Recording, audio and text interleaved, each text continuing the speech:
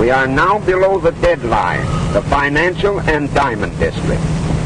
Here there are more diamonds by the square foot than any part of the world, including the Transvaal.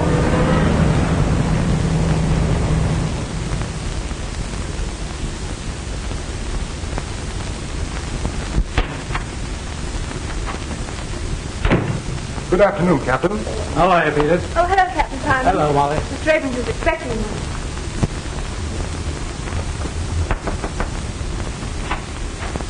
Captain Simon is here. Won't you go in? Thank you. How are you, Mr. Abrams? Oh, good afternoon, Captain. Sit down. Thanks. Have a cigar? Well, thank you. What's on your mind? These diamonds. These and a lot more to come. And, oh, pardon. This is Mr. Everly, Captain Simon. Mr. Everly? I'm glad to know you, Captain. Mr. Everly and I are negotiating a very large consignment of diamonds, and we thought that you should be warned about it. A wise precaution. Are you collecting the consignment here? Yes, for my firm in Chicago. But they're not to be shipped for nearly a week. Well, don't worry. We've got a pretty good line on all the boys in town, and not one of them would dare to shove his nose below the deadline. I'll just tell my men to keep their eyes peeled, and if they do see anybody below the deadline that looks suspicious at all, to bring them in for questioning. Oh, by the way, where is your deadline now, Captain? Still Canal Street? Yes. And if any of them come south of that line, it'll be just too bad. Well, so long. Bye-bye.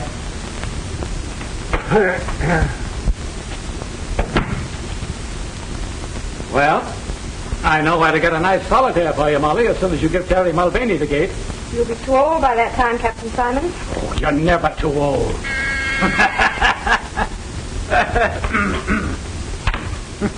Yes, sir. Good day, Captain. Goodbye.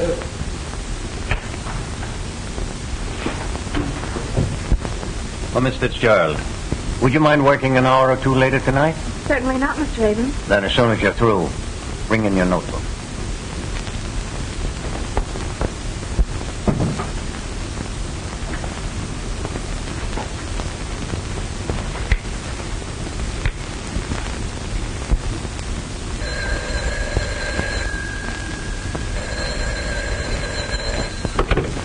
Hello? Hello, Molly, my darling. Terry, dear, I have to work late tonight, so don't wait for me. I'll have supper downtown. You can meet me near the subway entrance around 9.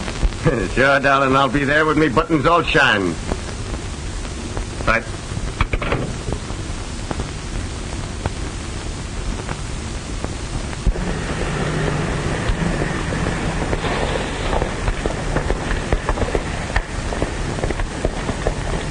Good evening, sister.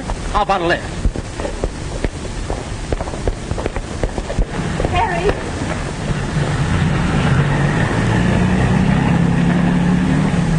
What's the matter, darling? Oh, just a would-be Casanova. And what's that? Oh, a fellow that thinks that offering a girl a lift is a driver's license. Is that so? I'll take care of him. Oh, don't you worry about a little thing like that. Do you think I'd exchange your homely face for anything in the world? No, wait a minute. What was that crack? It goes for me, too, darling.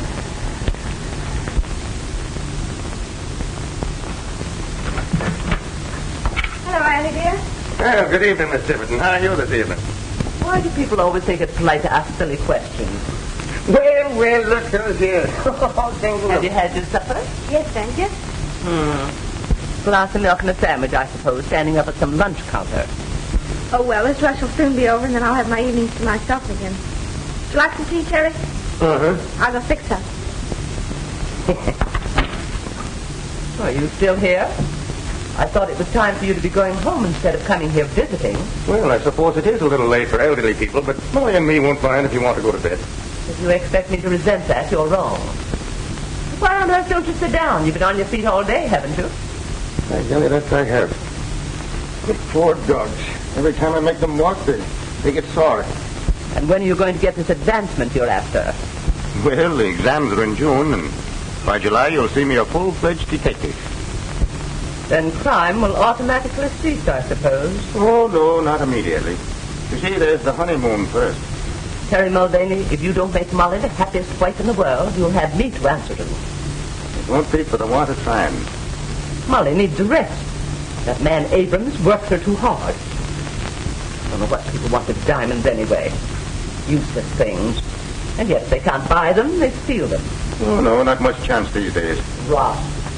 Half the crimes in the world are never solved. Well, here, let me hold it for you. Well, at last I found a use for a policeman. Oh, I don't know. Molly found one. Did you ever try it? Are you two still bickering? Let me help you. Well,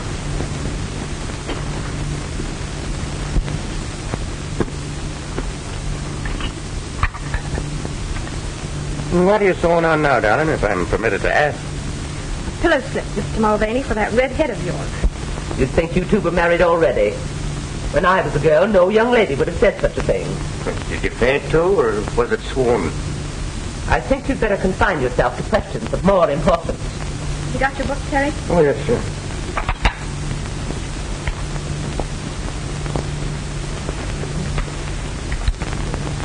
When an officer takes a prisoner into custody, what is his duty?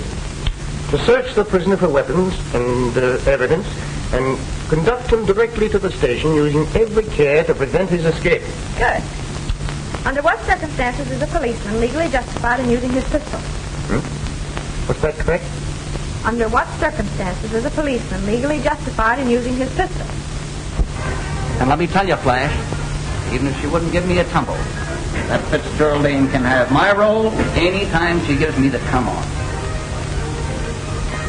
What she got that the others don't have? Oh, boy. She's got everything. Hold on, Spike. We're not mixing pleasure with business. She didn't fall for you. So now we got to find out some other way when Abrams is going to ship those diamonds. Rocks fascinate you, don't they? How do you think I got the name Diamond Dutch? Chasing after fluffs? Maybe not. But I never saw you pass one up. Right. But when there's a job on hand, I don't play with fire. You never saw me get burned. Well, I'm getting penny burned right now. Here we are, all set to make the biggest haul that's ever been pulled. And all you can think about is some dame that you've never even seen. But I'm going to see her. Tomorrow, I think. And we better call the whole deal off. When you fall for a new fluff, I know what happened. So do I.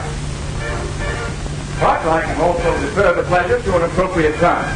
Don't worry, Dutch. I've seen him play a fish for months before she took the hook.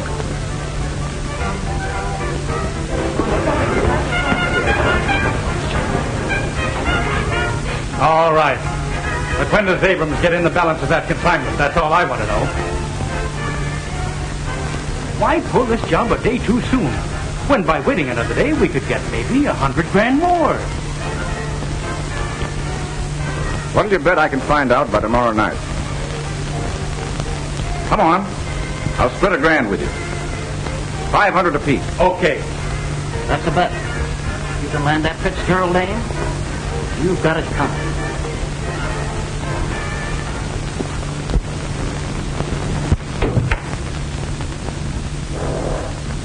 Mr. Ackroyd? Right, young lady. And you are Miss... That's Mr. Abrams' secretary.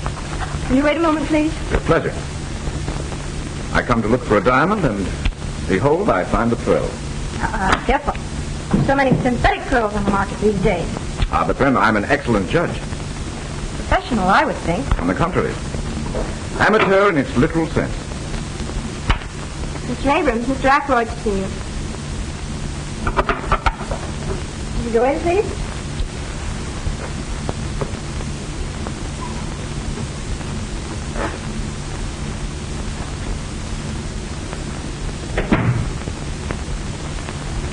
Sorry I'm so late. I suppose it's about your closing time. Oh, there's never closing time when we have a client. Won't you sit down? You said over the phone you were looking for stone of about 5 carats. Yes. A yarder.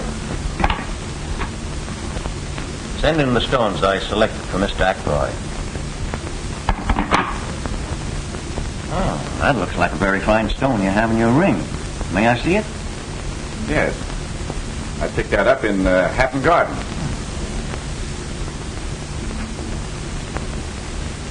My, you know diamonds.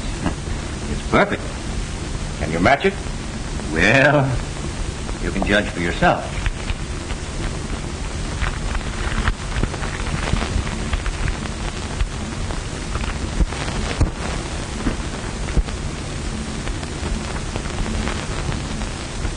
May I use your glass? Certainly.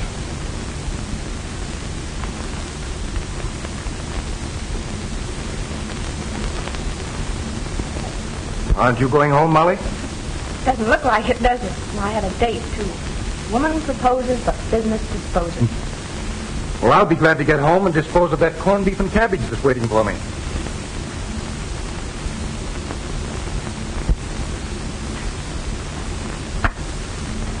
Well, these are the best. But neither is as good as mine. I'm afraid you're right. But I shall have more in Thursday. And I think finer ones. Could you call then? I'm not sure, but I think I could make it Friday. Well, I'm very sorry, but they'll be gone then. Tell you what I'll do. I'll give you $1,000 for that one.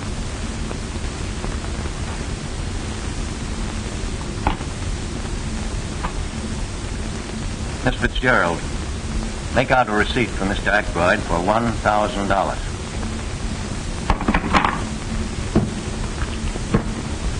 So that's that.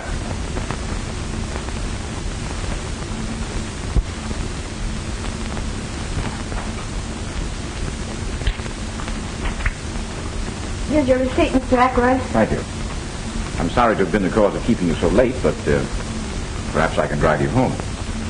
Well, I am rather late. Then why don't you let Mr. Ackroyd take you home?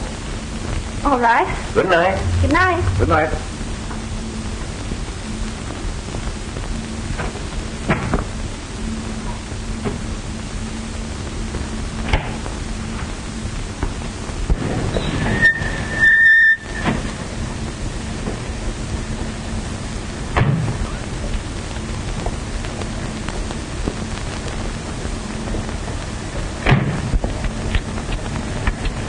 Thanks a lot.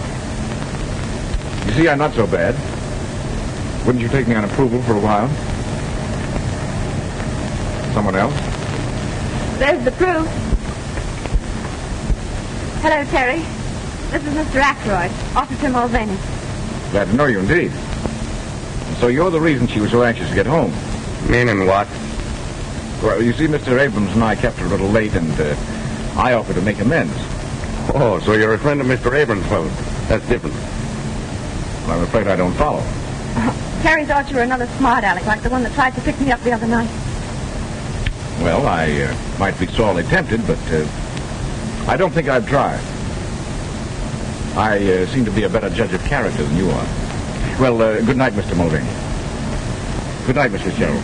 Thanks again, Mr. Ackroyd. Don't mention it.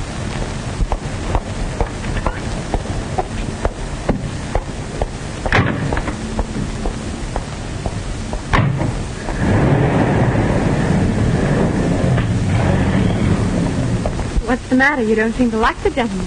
I do not. Oh, Terry, you need never be jealous of me. As a matter of fact, I only accepted his offer so that I wouldn't keep you waiting. Well, who is he?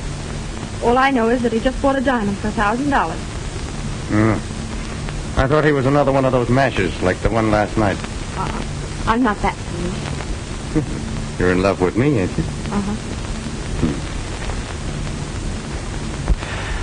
Yes, Spike? You're right. She had to be seen to be appreciated. Yeah, I thought she'd appeal to your sense of proportion. Yeah? Now I have another object in life. And now Stenogin appears with $100 grand, huh? You'd better dig for 500, Dutch. You too, Spike. Did you find out? I not only got a good look at the office, but I found out that the consignment will be complete on Thursday night. To top it off, I drove the young lady home. That wins the bet, I think, Dutch. You're a wonder, Flash. Yeah? Well, it cost me $1 grand to do it. I bought that one. Only worth $800. Oh, I'll get most of it back. Take a look at the girl's writing, Spike. Could you imitate it?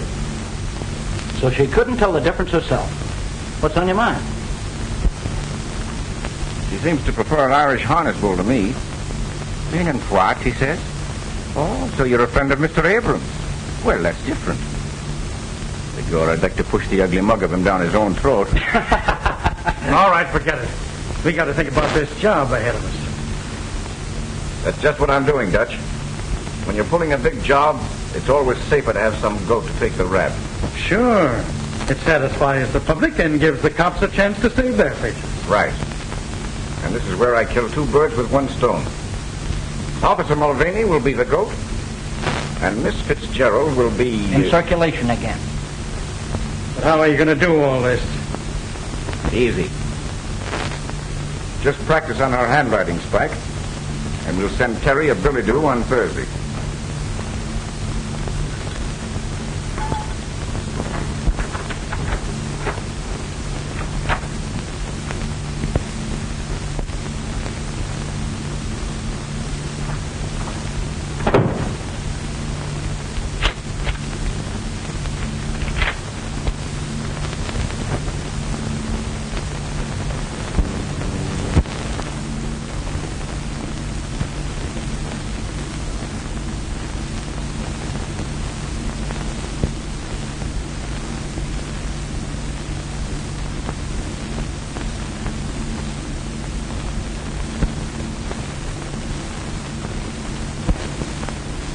Sure glad I'm not on duty down here every night. It's too quiet. Yeah, I'd rather be uptown myself. Hello, boys. Well, no pinch tonight, Palmer? Oh, I think the captain's crazy. There's no one below the deadline tonight.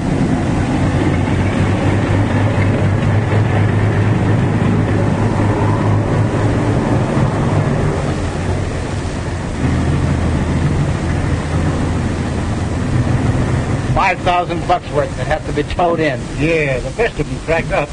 Give me my old flivver. It's never let me down yet. Fetch wood.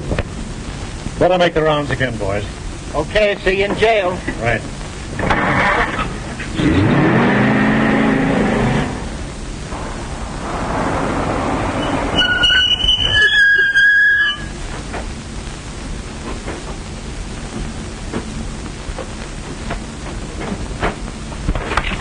Okay, Flash.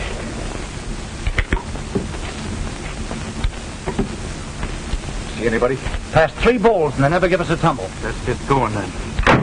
All right. Hey, just a minute, Guardian. Well, for crying out loud, what are you doing down here? Well, what's the matter with you, Bill? You got the jitteys? Who is it? Why, it's Bricktop Mulvaney from 14th Street. And don't go be saying anything at the station about seeing me down here, or I'll wipe up the floor with you. Oh, you know me, Terry. Yes, I know all of you. So long. So long. Hey, what's the gag? Oh, nothing. We've been ribbing him at the station about being in love. He's got a girl works down there. Well, we've seen somebody anyway. Yeah, let's shove off.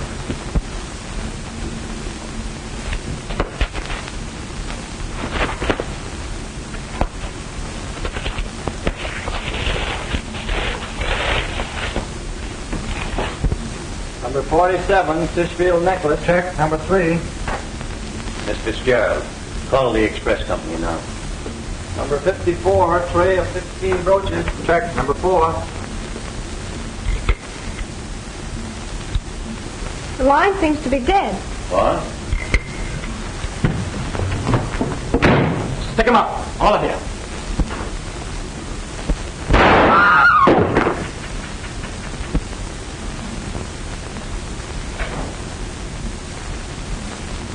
Good work, Terry. Terry. Shut up, and let that be a lesson to all of you. Keep your hat on your mug.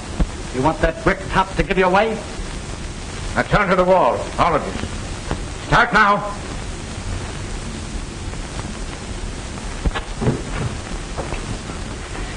Move over. Keep 'em up.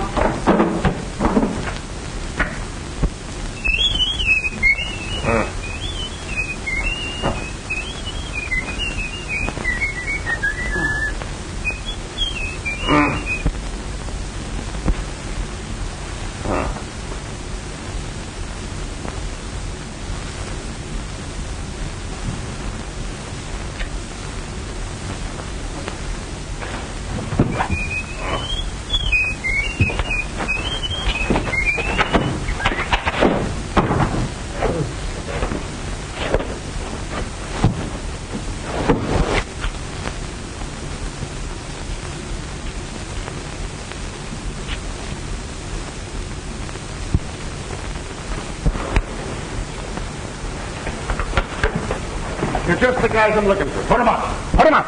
Put him up? Well, what's the rib? Cut out the innocent stuff. Now, wait a minute. This is no time for kidding. You've got to help me find the guys that slugged me. I wish we were kidding, Terry, but you're under arrest. Under arrest? Well, what am I under arrest for? Murder and robbery of the Abrams office. Oh, wait a minute. The Abrams office? Well, how about Molly? Is she hurt? You ought to know you were there. You can't get away with this. Abrams recognized you and you plugged Peters. They all heard the other two call you by name. And even if they hadn't, that brogue in red hair would give you away. We saw you heading for Abrams' office just before the stick-up. Oh, I must have been framed. Say, will you take me back to where they held me? You'll find the rope that was tied me up and the blindfold and the tape that was over my mouth. Wouldn't hurt to take a look. Even if we did, what would that prove? He could have planted them. I was slugged, I tell you. Sure, I was on my way to Abrams, but Molly asked me to call for her. Here, look in my side pocket. You'll find a note from her. There's nothing there. You killed a guy in cold blood, Mulvaney, and it'll take more than a bluff to get you out of it. Oh, they must have frisked me after they slugged me. Oh, please, will you take Yeah, me? we'll take you back to Abrams' office, and Captain Simon's there, and you can tell it to him. Go ahead, Max, put him in. Rooney, put that handkerchief over his face.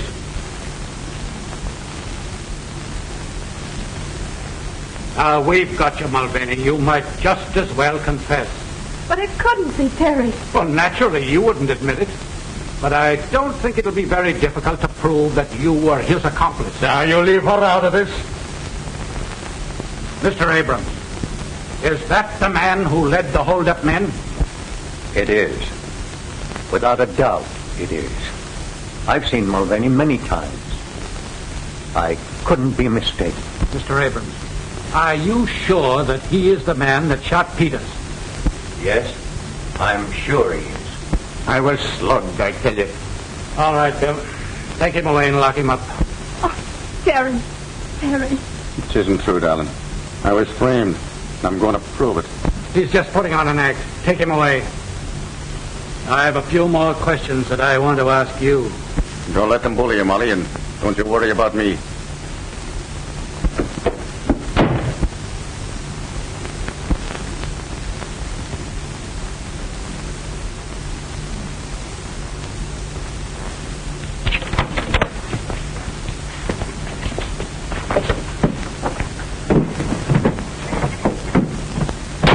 I'm sorry, Bill, but I was framed and I can't prove it in jail.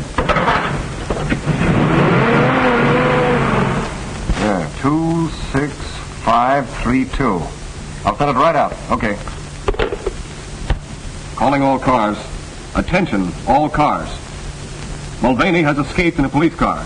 License number 26532. He drove north on Avenue A. Block all roads and bridges leading from the city. He's handcuffed but armed. Bring him in, boys. That's all.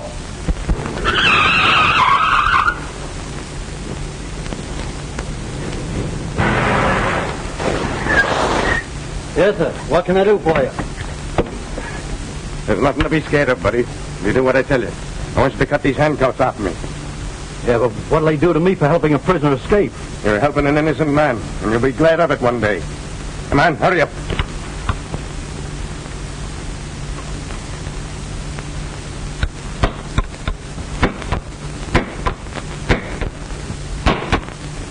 And after they're off, you gonna plug me?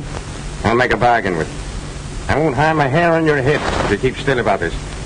All right. Calling all cars. Attention, all cars.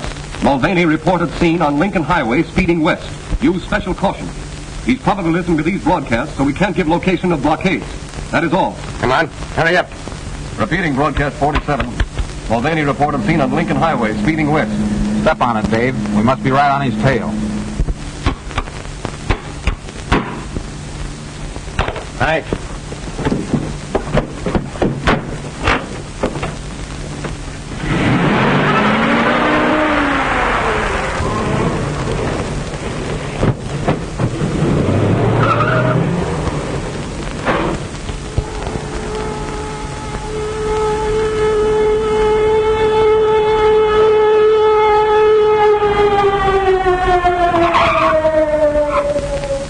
He just left. Mulvaney just left. He made me cut his handcuffs. He went in that direction.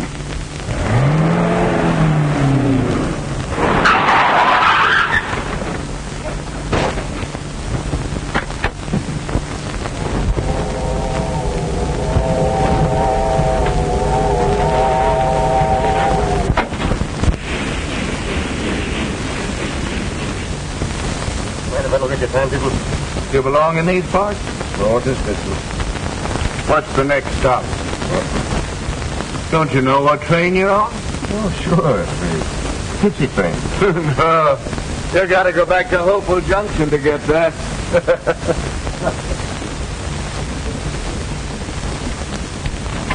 Where to, sir? Albany. 585. Change at Pine Plains and Chatham.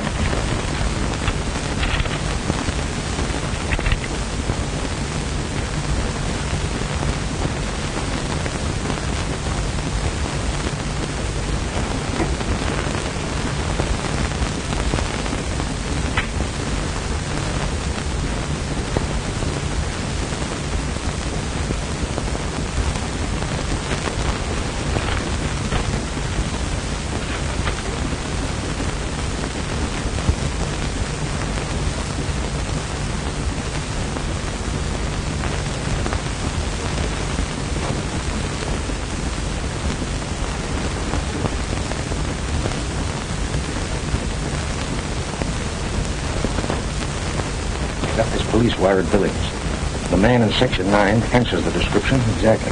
Take a walk through, but don't let him see you look at him. And if you think he's the guy, we'll stop and send a wire ahead to the sheriff, Pine Plains. Right. Now look here, Mr. Fitzgerald. I'm not as interested in the capture of Mulvaney as our friend the detective is. But I'm an investigator for the insurance company, and my job is to get the diamonds back. Are you going to help me, or are you not? I tell you again, I know nothing. I don't believe Terry had anything to do with it. Wasn't it because you saw him that you fainted? I didn't see him. Terry didn't do it. Then why did you call him by name? I didn't. One of the men called the murderer Terry. I repeated the name in amazement. Never thought it was Terry Mulvaney. Yet you admit you tipped him off. I only told him I wouldn't have to work late after the diamonds were shipped Thursday. Same thing. Are you in the habit of fainting? No. But you did faint at the most convenient time, didn't you? Oh, yes, I did. Thanks. Hello? This is Stenton calling by request, Bill. I diddle, the captain of the fiddle. What's that? You got him?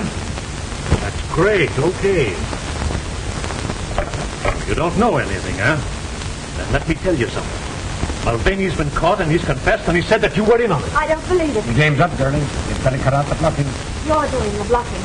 If Terry had been caught, don't you think you would have been overjoyed? Instead, you sat there watching my reaction. You'd better learn to act. Sorry I can't say the same thing to you. But I'm very glad to know just how clever you are. Well, they both think they're clever. Mulvaney has as much chance of getting away as the well-known dog with rubber legs has. How's this? Feel certain passenger on number 19 is Mulvaney, wanted for murder. Meet train at Pine Plains. I hope there's a reward out for him. Maybe there is. We'll stop at Clinton and shoot this ahead.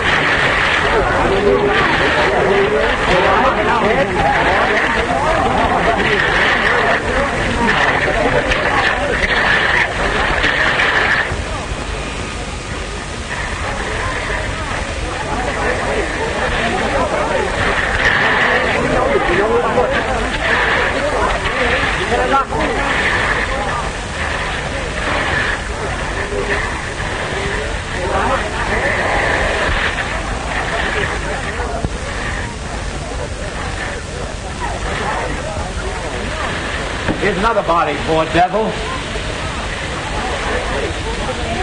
Look at his face. Or what was his face? Hey, John, we found the body of the conductor and the brakeman.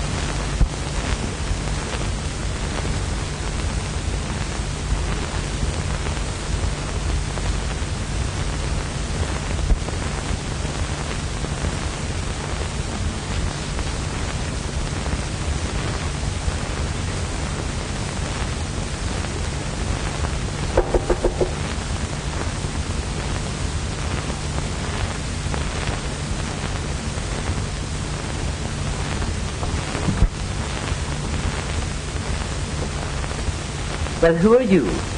And who asked you to come in? If I waited to be asked, I'd be on the outside most of the time.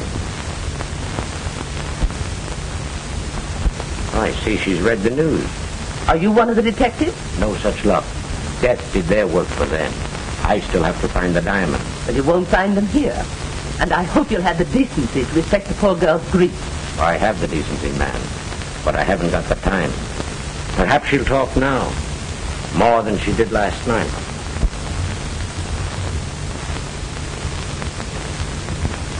Are you ready to talk now? What do you want? You know what I want. The diamond. Can't you leave me alone? Can't you understand anything? Terry didn't do it. And now he can never prove it. He proved that he did do it, you mean? Do you think that getaway of his was an act of innocence? Not on your life. It wasn't, did I tell you?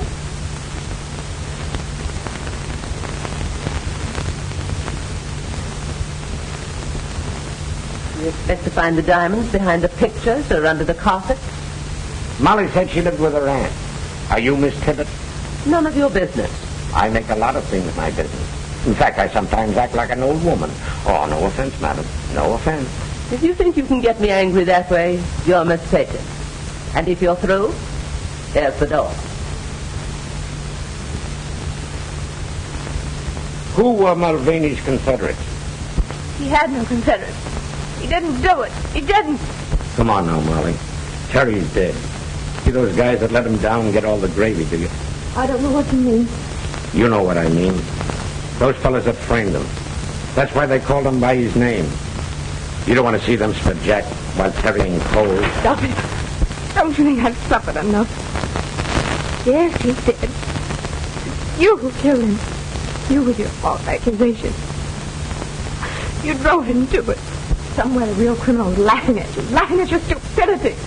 I'd laugh too. I'd like to laugh, but Terry, the joke's on him too.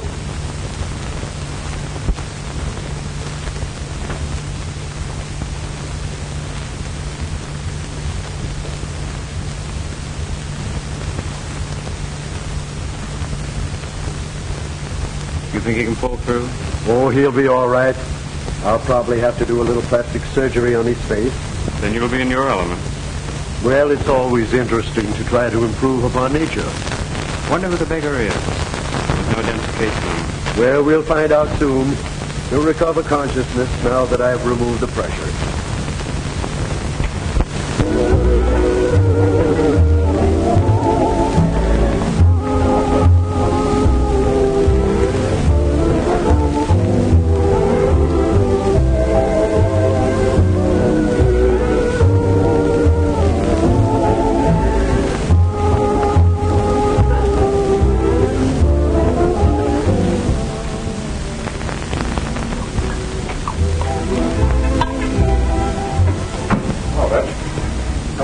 I see. That's my long suit.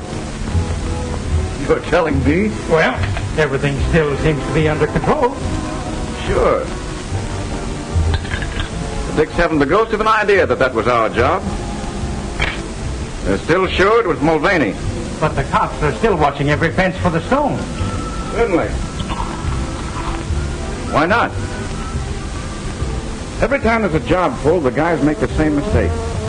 They want to cash in right away. So they peddle the stuff while it's hot, and they're picked up. I tell you, Dutch, we have the right idea. Handle each job like a legitimate business. And don't expect any profits for the first year. And that's why we're still in business. And never even an entry on the blotter against us. Well, those Abram diamonds are staying under cover for a year. Okay with me. Now, I suppose you're going after the dame. Not yet, Dutch. I know women. And I know that Molly Fitzgerald is still thinking of Mulvaney as a martyred hero. Nurse tells me that you're feeling a little better. Do you think that you can answer a few questions? There was no identification in the remains of your clothes, so we don't even know your name. O'Malley. Ted O'Malley. Ted O'Malley.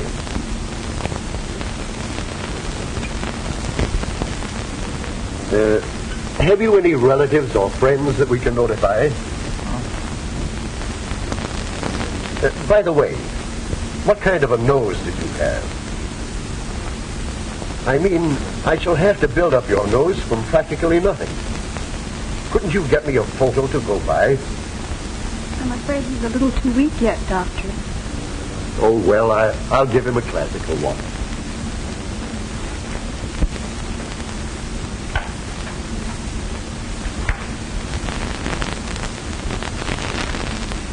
Miss Jennings, if I thought I had any brains, I'd blow them out. What's the matter? But wouldn't it be a terrible thing to drill a hole in one skull and find it empty? Am I to gather that you're still thinking of that Mulvaney case? I start up in the middle of the night thinking about it. I'm afraid your vanity is wounded. Wounded? It's mutilated. So much time has passed and not a single clue. And a fortune in diamonds disappears. Strange case, all right. I'm going to see that Fitzgerald girl again. I think she must be bluffing.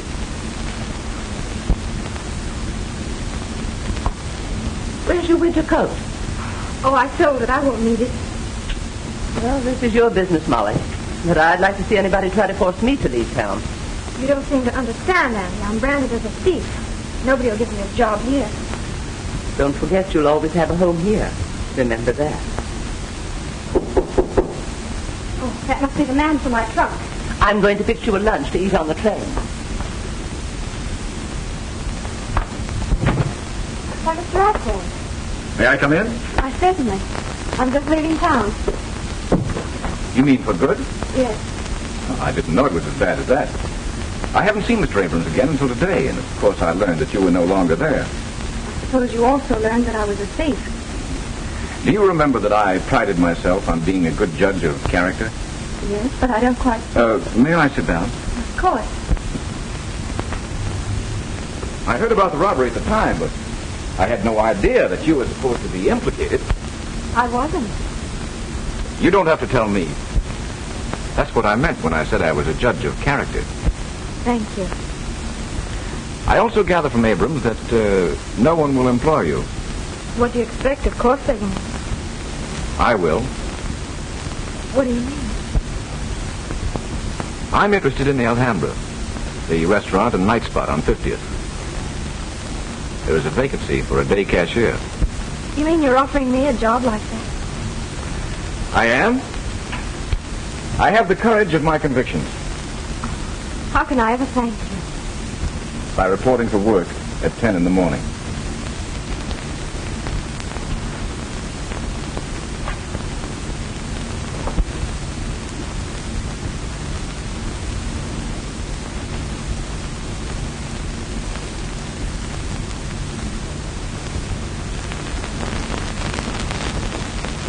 Yes, we can leave the bandages off now. Sure, Doc, and that won't make me mad.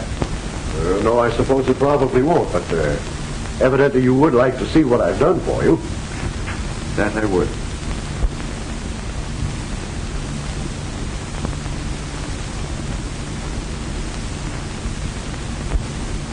Well, O'Malley, how have I done? Hey! Don't break all my fingers. Well, Doc, that's exactly how I feel. And I doubt very much whether I'll ever be able to again. But evidently you approve. Tell me, is it as good as the original? Doc, I think it's a bit improvement. And if it wasn't for me head, I wouldn't even know myself. Well, you know, you really could dye that and have a little joke with your friends. Huh? Oh, yes. It would be a joke, wouldn't it? Well, I'm really glad that you're pleased. And the railroad company will be, too. You'll probably let them down easier. What do you mean?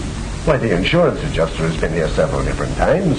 They offer to settle with you for $2,000 in cash and all your hospital bills. $2,000? Yes, and you won't have to go to court and give half of it away to some attorney. $2,000? Well, that would come in handy. Why, yes, of course it would. Incidentally, here's the check that the insurance adjuster left and also his form of a release. You can sign that if you care to. It's entirely up to you. Doc, I wonder if I could have that in cash. Why, I suppose so. Just endorse the check and I'm quite sure they'll cash it.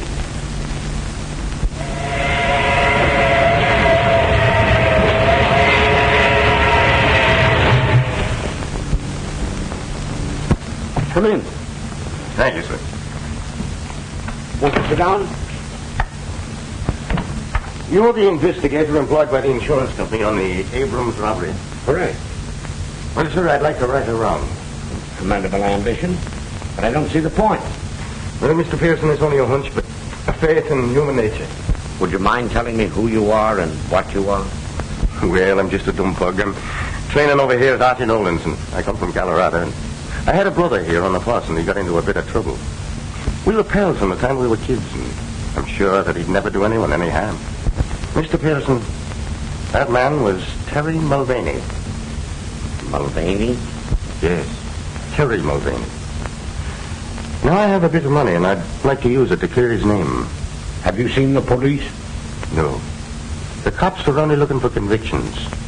He was wanted for murder. His death closed the case. Now, you have no axe to grind or politics to play. That's right. I'm a private individual, responsible only to myself and the insurance company. And your object is to recover the stolen property. Right again.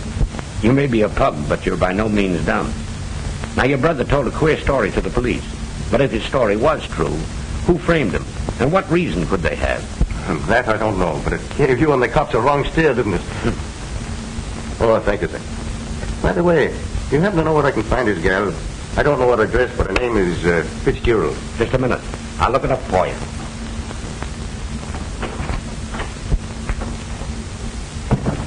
Miss Jennings, get the Mulvaney file.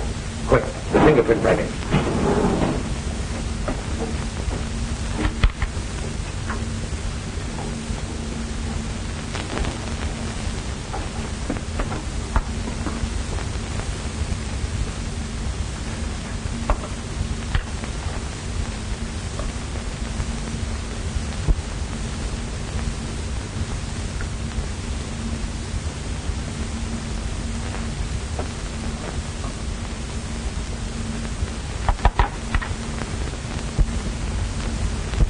Identical.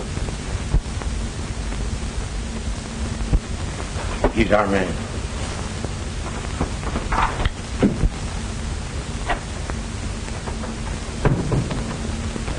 As long as you know the town, I'll show you over to Miss Fitzgerald. Oh, well, that's all right.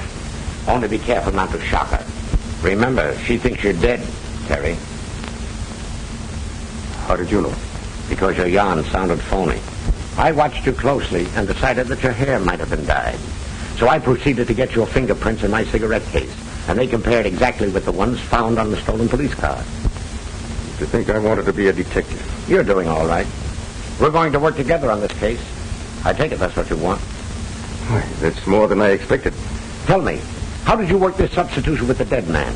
Well, I heard a couple of the wrecking crew say that his face was all gone, so when they went for the stretcher, I emptied my pockets into his. Quick thinking, my lad. Yeah, but I didn't think very long. When I come to, I was in the hospital, and the nurse was reading the newspapers to me. In other words, you woke up and found yourself dead. That's about it. Well, you've awakened to plenty of worry, and we've got to solve this case before the police get on to you.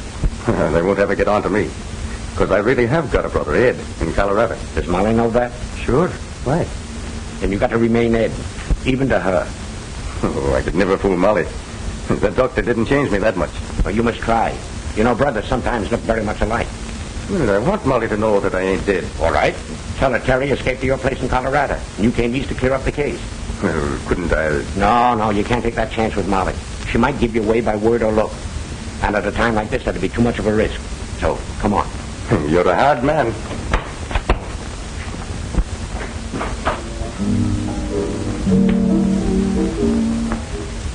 We saw Pearson outside talking to a guy. Pearson? Oh, the insurance company sleuth. Forget him. What'd you find out?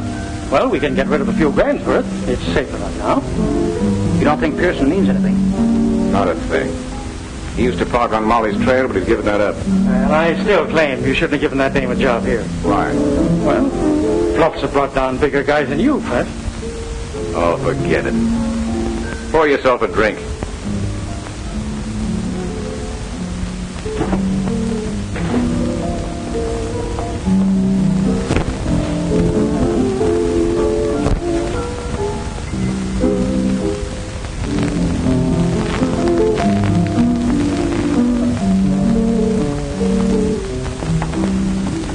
Good evening, Molly?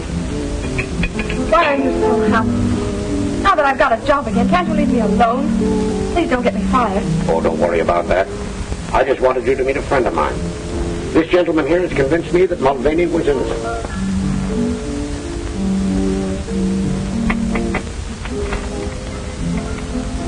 Terry. No, Ed. Terry told you about me, didn't he? Would you mind if we sat down? Of course not.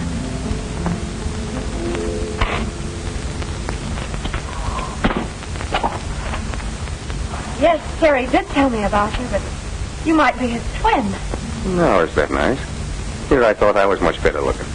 You talk like him, too. Of course, your hair is darker and your nose is different, but if Terry weren't dead... He's not dead, Molly. He escaped from the train wreck. He's not dead? Are you sure? Have you seen him? Yes. He's at my place in Colorado. Is he well? As well as I am, and I never felt better in my life. Now, if you'll dance with me, I'll tell you all about him. Oh, I'm far too happy to dance in this jam. I want to tell Auntie. Can we all go home and you can tell me on the way? Now, wait a minute. How about your supper? Oh, I'm far too happy to eat. Come on, Mr. Pearson. No, you two run along. I'll stay here. Hey, boss. Pearson and that ape we saw him with outside was talking to Molly. She's acting up like a 2-year-old.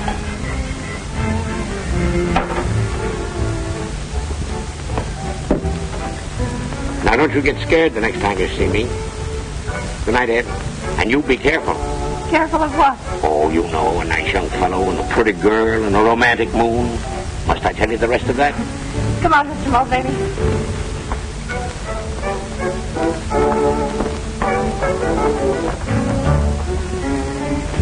Boss, looks like you've been asleep at the switch.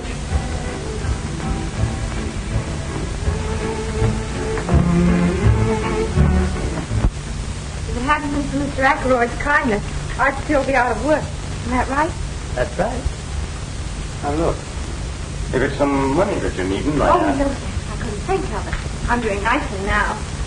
Young man, your heart's in the right place, but I can't say the same for your brain. I've married. Now, wait a minute. Maybe Miss Tibbet is right. I'm always right. I objected to your brother as a policeman, but no young man in his senses would ever take up prize fighting as a profession. Look now. How about Gene Tunney? He seems to have done all right for himself. As soon as he got any sense, he quit. Just the same, I want you to know that you brought more happiness into this house than's been here for many a day. I like you. Thanks. You know, that goes for the both of us, and if I wasn't in love already, I'd be asking you to marry. Oh, go along with you. You're just another Terry yourself. Good night, and God bless you.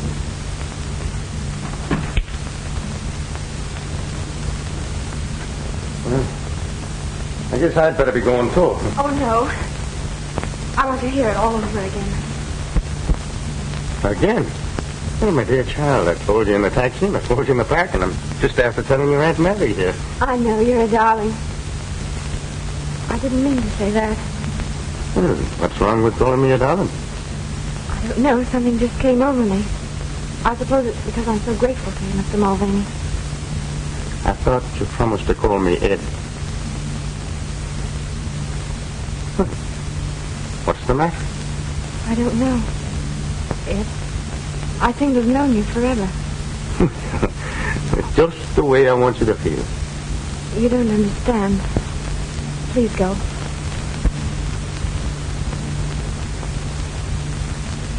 I'm sorry. Will you forgive me? For what? I was going anyway. I suppose you think I'm crazy. I feel crazy.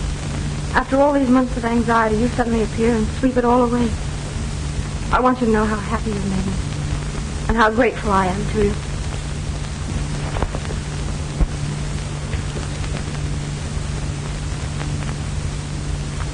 You shouldn't have done that.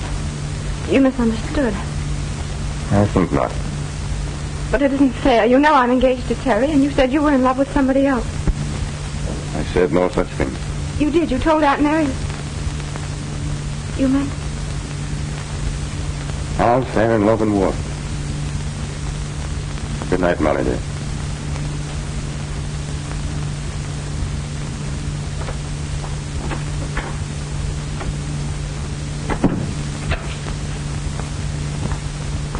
begun. Oh, Aunt Mary, what'll I do? What's the matter, Molly? Oh, I know it's terrible, but the voice, the manner of him.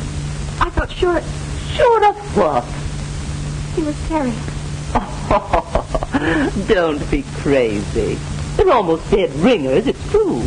But Terry wouldn't dare show his face around here. There.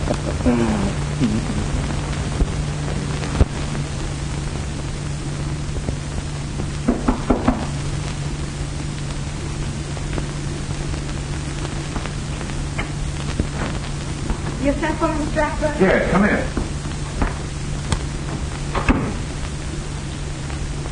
Sit down, Molly. I want to have a talk with you. Cigarette? No, thank you. You have a good time last night? Yes, I heard some splendid news. Why do you ask? Well, I happened to see you go out with, Mr. Mulvaney? Mulvaney. Yes, he's a pugilist. Oh, a fighter, eh? Well, I never heard of him. He's Terry's brother from Colorado. He's training with Artie Nolan now. So if it isn't one Mulvaney, it's another. Why do you say that? Look, I've been pretty nice to you, haven't I? I've left you alone and never bothered you. Waiting until you got that crook Mulvaney out of your mind. Now, don't interrupt. I'll do the talking. I wasn't going to say anything until you got rid of the blues. And now, when I see you're happy for the first time, it's with another guy. Don't I deserve a better deal than that? I'm sorry. I'd no idea you felt that way. Listen, you're not as dumb as that. Why do you think I gave you a job here when everybody else thought you were a crook? Mr. Pearson doesn't think so now. Listen, Molly. The cops have been on this case for months now, and there aren't any clues. If you think that he'll ever be proved innocent, you've got another thing coming. Even if he were, what's the matter with me? Don't you think I'm a better catch than an Irish harness bull with a brogue as thick as a shillelagh? Now, me darling, it's time you got wise to yourself and started being nice to the fine gentleman that's been nice to you. Wait a minute. Sorry, Flash. Well, I shall appeal to your reason at a more convenient time.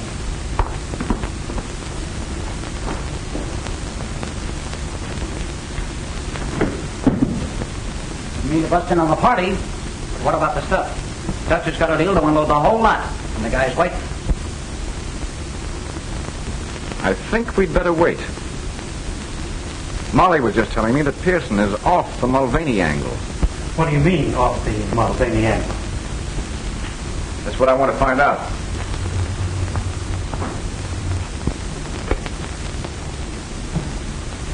Send Al up here at once. What? What's the matter? Molly's walked out. That's the best news I've heard today. Shut up.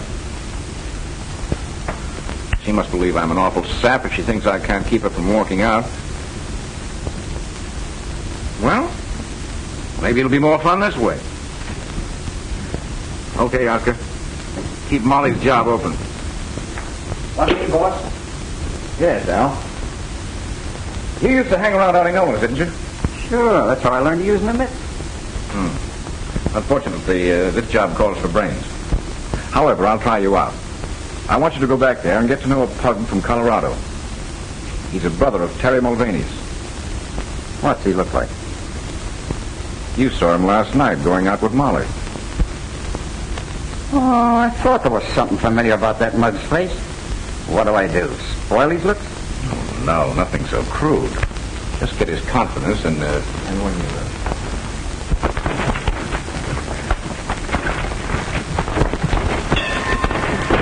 All right, Ed, you're shaping up fine. Now, let's call it a day. Thanks, Artie.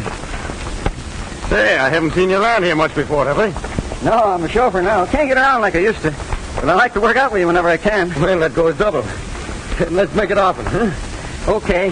Well, I have to be on my way as soon as I hit the shower. How do you feel? Sure, and I'm feeling fine. There's nothing like a good workout in the shower. Yeah, I'm going to get with you again. Or maybe some night when we have the car, we'll go places. Well, I'm not much for that night stuff.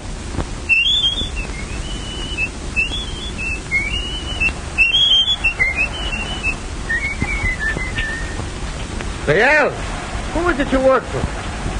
Flash Ackroyd, the guy that owns the Alhambra. Oh, that's funny. I met a gal that works there. She used to be engaged to my brother. And boy, did I fall for her. What's her name? Molly Fitzgerald. You mean she used to work there? Well, what's the matter? Was she fired? She walked out. Didn't you know? Oh, I haven't seen her today. I can't see why she should quit. I don't know. Search me. Looks all right to me, boss. Bit of a sap, maybe. Admitted he'd fallen hard for Molly. He said that, did he? Yeah. But what do you care? Just give me the word. Go get him. Bring them up here. Now you're talking. I'm telling you, I couldn't be mistaken. No two men could ever whistle exactly like that. Funny, though, that he should be working as a chauffeur. Maybe not as funny as you think.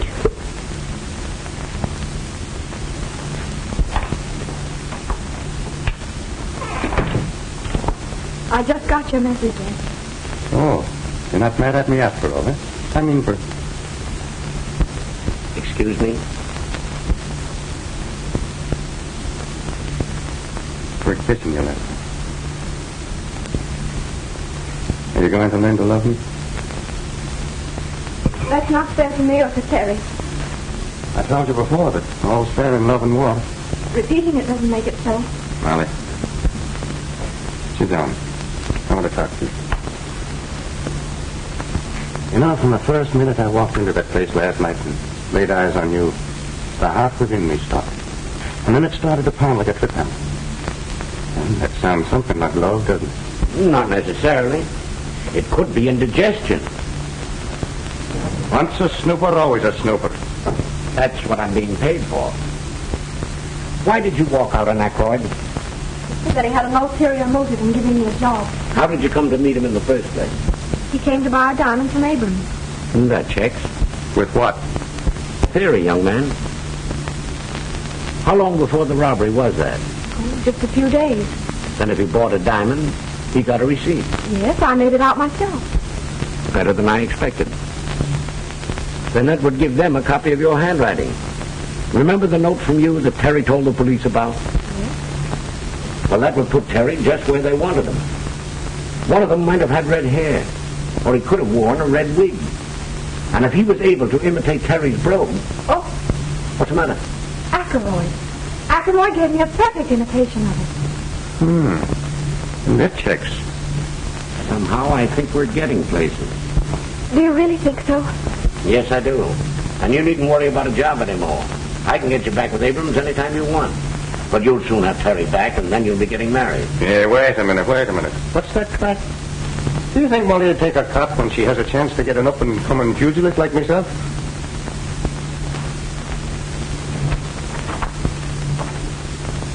Oh, maybe I shouldn't have said that. The poor kid, she don't know whether it's Terry or Ed she loves. Leave it to me.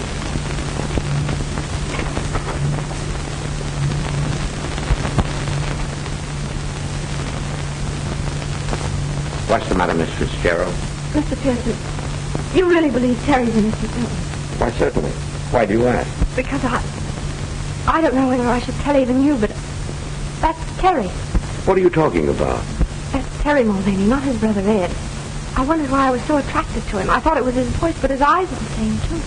Go on. It was when he cupped his hand to his ear and said, "What's that crack?" Then I knew for certain. I tell you, Terry's come back from where I don't know, but I'm afraid. There's nothing to be afraid of. Terry didn't come back from the dead. He came back from the hospital. I've known it all along. Then I've been the goat. I'm going to give him a piece of my mind. Oh, just a moment. It was all my fault.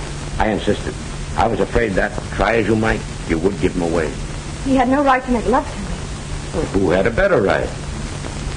Nevertheless, you wait. Don't you tell him.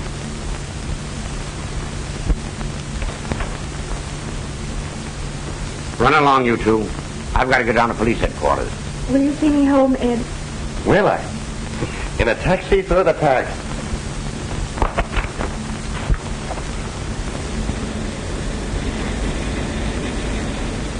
Ed, there's something I must tell you, and it may relieve your mind. Well, me darling, you go right ahead and tell me. I've been true to Terry all this time, even though Auntie and everybody said I was a fool. They did. Yes, and it wasn't until he disappeared that I found out what a wretch he really was. Well, that couldn't be so. It's a pack of lies, I tell you. No, the truth, all right. Well, just show me one black eye that would ever say a thing against me. Well, against me brother. I can show you a dozen. People who bribed him. Girls he wronged. Why, it's lies, I tell you. It's lies. Well, now tell me what you're laughing at. Terry Mulvaney, alias Brother Ed. Terry Nah, Terry. You're lying to me anymore. Oh, Molly, darling. Oh, Terry, what happened? Why didn't you tell me? I was making me escape on a train and it was wrecked. I changed places with a dead man. Oh, Terry, you poor dear. No, I was never so rich in all my life. You must think I'm terrible. But it was mean of you not to tell me. Mr. Pearson wouldn't let me. Yes, I know. He told me.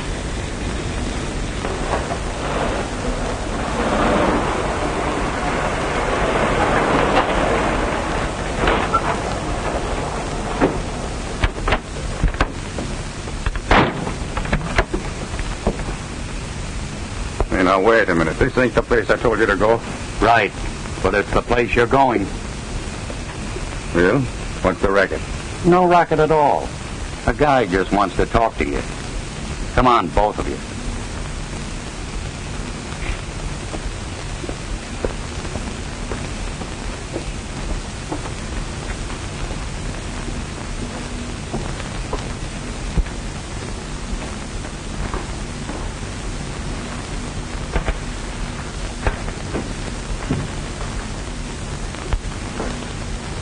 So here you are. Well, what do you want? Just this. I don't stand for anybody muscling in on my territory.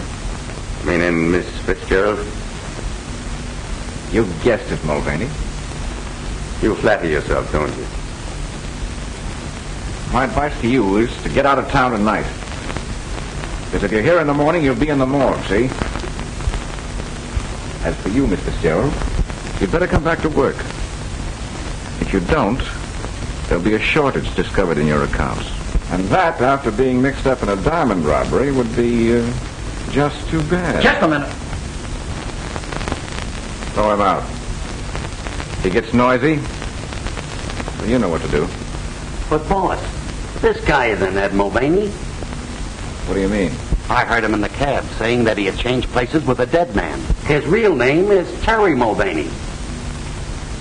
That it is. What about it? You're wanted for murder. What are you doing back in town? Looking for the guy that framed me. Still sticking to that story? Who do you suspect now? Who do you think? Got the car handy, Al? Sure, boss. See them home.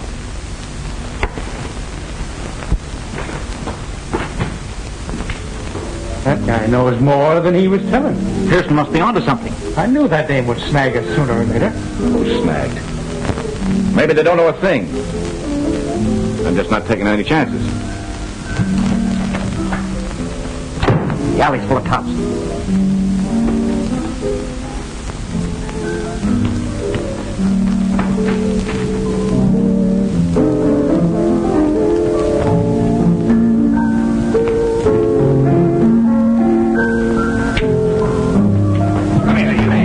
What's the idea?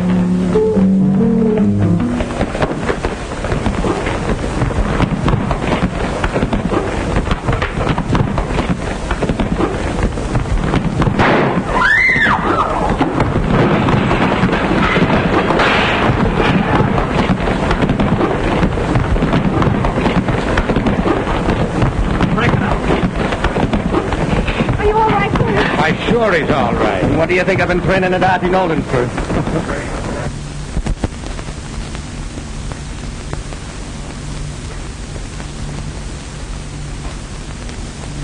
Everything checks. Give Terry all the credit for recovering those, Mr. Abrams. Harry, you always wanted to be a detective, didn't you? That I did, sir. Well, the chief says you are.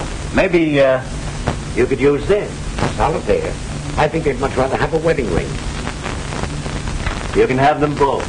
On the house.